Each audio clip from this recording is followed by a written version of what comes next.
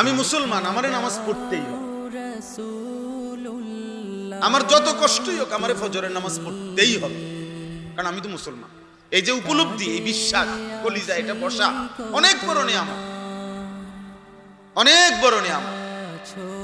যে নাফরমান আত্মভোলা হয়ে যায়, নিজেকে ভুলে যায় দোস্ত, ও আর ফিরতে পারে না।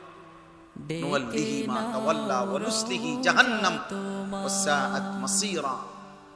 আল্লাহ বলেন, আমার রাসূলের উল্টো পথে যে চলবে, আমার ঈমানদার মুত্তাকি মুমিন বান্দা যে পথে চলে তার উল্টো পথে যে চলবে, আমি আল্লাহ বললাম রাসূলের উল্টো মুমিনদের উল্টো পথে চললে, খোদার কসম আল্লাহ কোরআনে বলছে, আমি তাকে ওই উল্টো পথেই চালাবো, আর এই উল্টো পথেই একদিন জাহান্নামে ফেলবো।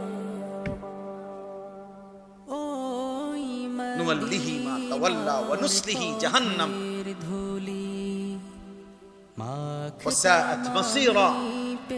আর সেটা বুঝবে কত নিকৃষ্ট ছিল। আল্লাহ আমাদেরকে বুঝতে